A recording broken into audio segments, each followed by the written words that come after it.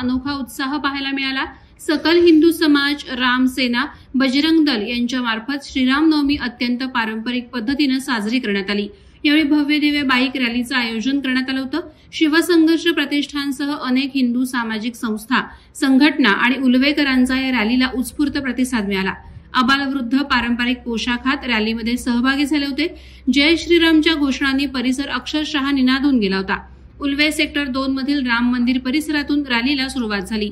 त्यानंतर सेक्टर 5 मधून जिओ इन्स्टिट्यूट पासून सेक्टर 9 मधून सेक्टर 18 पुढे बामन डोंगरी स्टेशन, भूमिपुत्र भवन, हनुमान मंदिर अशी उल्वेच्या सर्व मुख्य रस्त्यावर रॅली फिरल्यानंतर तिचा समारोप करण्यात आला। रॅलीत रामभक्त फडकावत असलेल्या भगव्या झेंड्यांनी आसमंत भगवा झालेला पाहायला मिळाला। जणू काही भगवं वादळच उल्वेमध्ये अवतरलं होतं। शिवसंघर्ष प्रतिष्ठान उल्वेचे संस्थापक अध्यक्ष अखिलदादा यादव यांनी आपल्या संस्थेचे पदाधिकारी, कार्यकर्ते यांच्यासह बाईक चालवत रॅलीत सक्रिय सहभाग नोंदवला होता। शेकापचे युवा नेते प्रीतमदादा म्हात्रे यांनी ही बाईक रॅलीला हजेरी लावत तरुणांचा उत्साह वाढवला।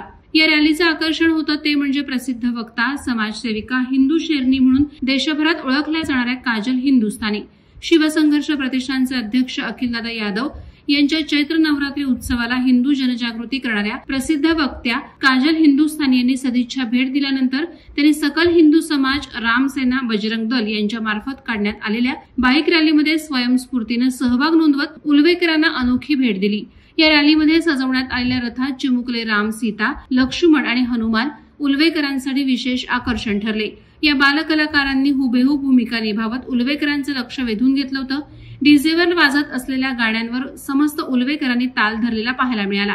यावेळी कोणताही अनुचित प्रकार घडू नये यासाठी पोलिसांनी कडक बंदोबस्त ठेवला होता। नाक्यानाक्यावर पोलीस उभे असलेले दिसून येत होते। मात्र अत्यंत शिस्तीत आणि धार्मिक वातावरणात ही रॅली कोणतंही गालबोट न लागता संपन्न झाली। वादळवारा लाईव्हसाठी न्यूज ब्युरो, नवी मुंबई।